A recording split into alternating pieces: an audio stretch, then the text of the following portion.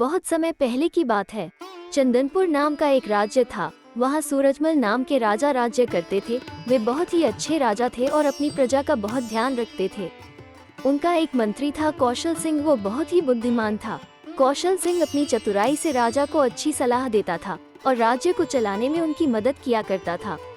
इस तरह चंदनपुर राज्य में सब कुछ बहुत ही अच्छा चल रहा था। फिर एक दिन राजा अपने दरबार में बैठे थे तो उन्हें एक चौंकाने वाली खबर मिलती है। महाराज की जय हो। महाराज, हमारे जासूसों ने हमें सूचना दी है कि पूरे राज्य में आपको लेकर एक अफवाह फैली हुई है। दरअसल एक साहूकार ने सबको ये कहा है कि आप उसके कर्जदार हैं और अब तक आप उसका कर्ज नहीं चुका पाए हैं। वो साहूकार सबको ये बताता फिर रहा है। ये तो बड़ी हैरानी की बात है। उस दुष्ट साहूकार हो मेरे सामने लेकर आओ, मैं ही उससे पूछता हूँ कि मैं कैसे उसका कर्जदार हूँ।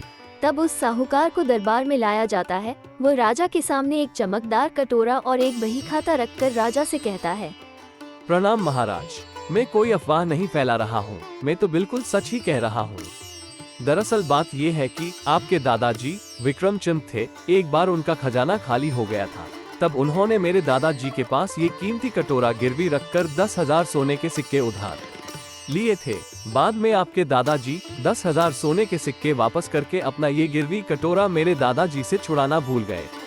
तब से पिछली 2 पीढ़ी से आपका ये शाही कटोरा हमारे पास गिरवी रखा हुआ है।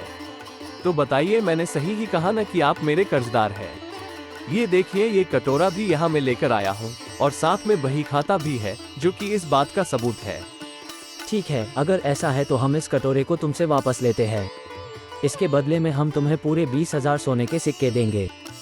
नहीं नहीं महाराज, ये तो सही कीमत नहीं है, क्योंकि तब से लेकर अब तक काफी समय हो गया है, ब्याज बहुत बढ़ गई है। आप अच्छे से इसकी कीमत सोच लीजिए। मैं 2 दिन बाद आकर कीमत ले जाऊंगा और ये कटोरा आपको वापस दे जाऊंगा। प्रणाम महाराज। महाराज, वो साहूकार तो शहर भर के लोगों से कहता फिर रहा है कि महाराज अपने पुश्तैनी कटोरे को सही कीमत लगाकर अब तक नहीं छुड़ा पाए हैं। और ये खबर हमारे पड़ोसी राजाओं तक पहुंच गई है और वे अब हमसे व्यापार नहीं कर रहे। उनका कहना है कि जो राजा अपने गिरवी रखे कटोरे तक को न छुड़ा पा रहा, वो तो हमें भी सामान के बदले क्या धन देगा। महाराज, आपकी बहुत बदनामी हो रही है, इसलिए आप उस कटोरे को जल्दी से जल्दी छुड़वाए। तुम ठीक कह रहे हो कौशल सिंह, ये साहूकार तो बड़ा ही दुष्ट है। तुम एक काम करो, उसे दरबार में बुलाओ। इस बार चाहे कितनी भी कीमत क्यों न देनी पड़े, हम हर हाल में उस कटोरे को वापस लेकर रहेंगे। अगले दिन फिर से उस साहूकार को दरबार में बुलाया जाता है। उसके आने पर महाराज कहते हैं, देखो साहूकार, मेरे दादाजी ने 10,000 सोने के सिक्के तुम्हारे दादाजी से उधार लिए थे और यह कटोरा गिरवी रखा था। अब मैं तुम्हें इसके बदले में 1 लाख सोने के सिक्के देता हूँ। तुम ये कटोरा मुझे दे दो। क्षमा करें महाराज, लेकिन ये कीमत तो बहुत कम है। देखिए, सही कीमत लगाए। ठीक है, तो मैं तुम्हें 2 लाख सोने के सिक्के देता हूँ।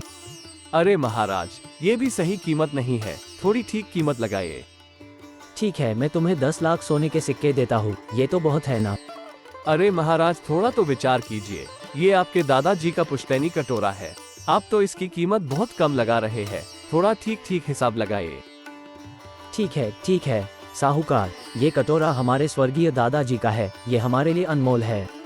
तो ये सुनो, हम इस कटोरे के बदले में तुम्हें अपने खजाने की पूरी दौलत देते हैं। हमारा पूरा सोना, पूरा खजाना तुम्हारा हुआ। अब बोलो, अब तो ये कटोरा मेरा हुआ ना? ये धन बहुत ज्यादा है, लेकिन क्षमा करें महाराज, ये भी इस कटोरे की सही कीमत नहीं है। आप इसकी सही कीमत लगाइए। ठीक है साहूकार, ये कटोरा हमारे स्वर्गीय दादाजी का है, ये हमारे लिए अनमोल है। तो ये सुनो, हम इस कटोरे के बदले में तुम्हें अपने खजाने की पूरी दौलत देते हैं। हमारा पूरा सोना, पूरा खजाना तुम्हारा हुआ। अब बोलो, अब तो ये कटोरा मेरा हुआ ना? ये धन बहुत ज्यादा है, लेकिन क्षमा करें महाराज, ये भी इस कटोरे की सही कीमत नहीं है। आप इसकी सही कीमत लगाइए। साहूकार, तुम मूर्ख हो क्या? हमने तुम्हें अपना पूरा खजाना दे दिया, वो भी तुम्हें ठीक कीमत नहीं लग रही। तो फिर तुम ही बताओ, इसकी ठीक कीमत क्या है जो तुम लोगे? मैं तुम्हें वचन देता हूँ कि तुम जो भी कीमत मांगोगे, मैं तुम्हें वो दे दूंगा। बहुत खूब महाराज, आपका ये वचन कि मैं जो भी मांगू आप वही दे देंगे, यही इस कटोरे की सही कीमत है। तो अब मैं इस कटोरे की कीमत के बदले में आपसे ये मांगता हूँ कि आप पूरे 1 वर्ष तक मेरे घर में मेरे नौकर बनकर रहेंगे। आप मेरे दास बनोगे और मेरा हर काम करोगे। तो ठीक है महाराज, अब मैं जाता हूँ, कल को मैं वापस आऊंगा। आप ये कटोरा रख लीजिएगा और मेरे दास बनकर मेरे साथ चलिएगा। साहूकार की ये शर्त सुनकर राजा और मंत्री हैरान रह जाते हैं। लेकिन अब राजा साहूकार के जाल में फंस चुके थे, क्योंकि वो उसे वचन दे चुके थे कि वो जो भी मांगेगा राजा उसे दे देंगे। कौशल सिंह, ये साहूकार तो हमारी सोच से भी ज्यादा दुष्ट और धूर्त निकला। अब तो ये बहुत बड़ी समस्या सामने आकर खड़ी हो गई है। अगर मैं कटोरा न छुड़ाऊं तो मेरी बहुत बड़ी बदनामी होगी, और कटोरा छुड़ाने के लिए उस साहूकार का दास बन जाऊं तो ये मेरा बहुत बड़ा अपमान होगा। अब समझ नहीं आता क्या करूं। अब तो तुम ही अपना दिमाग चलाकर कोई तरीका निकालो कौशल सिंह, जिससे कि ये समस्या सुलझ जाए। महाराज, मुझे तो अब इस साहूकार पर शक हो रहा है। जरूर इसके पीछे हमारा कोई दुश्मन है जो इससे ये सब करा रहा है। तभी इसने कटोरे के बदले इतना सारा धन न लेकर आपको अपमानित करने के लिए ऐसी शर्त रखी है। लेकिन आप परेशान मत होइए, मेरे दिमाग में एक तरकीब आई है। वो तरकीब मैं आपको बता रहा हूँ। कल उस साहूकार को बुलाते हैं और जो मैं आपको बता रहा हूँ आप वही कीजिएगा, इससे ये समस्या सुलझ जाएगी। ठीक है कौशल सिंह, तुम मुझे ये योजना बताओ, मैं ऐसा ही करूँगा। इसके बाद चतुर मंत्री कौशल सिंह महाराज को अपनी योजना बता देता है, जिसे सुनकर महाराज खुश हो जाते हैं। हाँ तो साहूकार, मुझे तुम्हारी शर्त मंजूर है। मैं 1 वर्ष तक तुम्हारा दास बनकर रहूंगा। लेकिन अभी ये सौदा पूरा नहीं हुआ है। देखो, तुम्हारे दादा और मेरे दादाजी के बीच जो सौदा हुआ था, हमने भी उसके कागजात अपने यहाँ दिखवाए, तो हमें भी ये बही खाता मिला है। और इसमें साफ साफ लिखा है कि जब हमारे दादाजी ने तुम्हारे दादा को ये कटोरा दिया था, तब इसमें एक गेहूं का दाना डालकर दिया था। तो तुम कटोरा तो दे रहे हो, लेकिन वह गेहूं का दाना नहीं दे रहे हो। तुम वह गेहूं का भी दाना दो, तभी सौदा पूरा होगा ना। जी महाराज, आपकी बात सही है। मुझे इस बात से कोई दिक्कत नहीं। मैं आज ही आपको एक गेहूं का दाना दे दूंगा। नहीं साहूकार, तुम कोई भी गेहूं का दाना नहीं दे सकते। ये बात सौदे के खिलाफ होगी। मुझे वही गेहूं का दाना चाहिए जो कि मेरे दादाजी ने तुम्हारे दादाजी को दिया था। महाराज, ये आप कैसी बात कर रहे हैं? इस सौदे को तो 80 साल से ज्यादा हो चुके हैं। अब मैं आपको वो गेहूं का दाना कहां से लाकर दे सकता हूं? अब ये हमारी नहीं तुम्हारी समस्या है साहूकार। देखो, इस कटोरे के बदले तुमने जो भी मांगा हमने दे दिया, लेकिन हमारे दादाजी ने जो गेहूं का दाना दिया तुम उसे वापस नहीं लौटा पा रहे हो। ये तो सीधे सीधे इस सौदे में बेईमानी हुई। और तुम्हें पता है, हमारे राज्य में किसी भी सौदे में की गई बेईमानी की सजा मिलती है। इसलिए हम तुम्हें 5 साल तक कारावास में रहने की सजा सुनाते हैं। राजा की बात बिल्कुल सही थी। अब साहूकार बुरी तरह फंस चुका था। 5 साल तक जेल में रहने की सजा सुनकर साहूकार डर गया। वो राजा से बोला, महाराज, मैं माफी मांगता हूँ। मुझसे बहुत बड़ी गलती हो गई। आपके दादाजी ने मेरे दादाजी से कोई पैसा नहीं लिया था।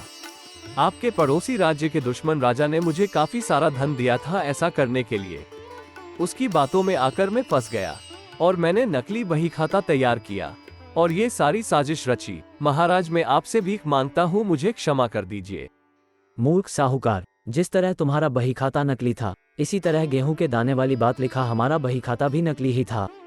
हमारे मंत्री कौशल सिंह तुम्हारी दुष्टता को समझ चुके थे, इसलिए उनकी ही योजना के अनुसार हमने ये नकली बही खाता बनाया और तुम इसमें फंस गए। हमारे मंत्री कौशल सिंह की वजह से ही तुम्हारा सच सामने आ गया है, इसलिए तुम्हें अपनी दुष्टता की सजा तो मिलेगी।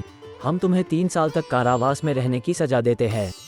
अब जाओ, आराम से कारावास में बैठकर अपना बही खाता लिखते रहना। तो दोस्तों, इस तरह चालाक मंत्री कौशल सिंह की होशियारी से साहूकार की पोल खुल गई और उसे कारावास भेज दिया गया। इसलिए हमें कभी कभी ज्यादा लालच में नहीं पड़ना चाहिए। लालच का फल कभी भी अच्छा नहीं होता है।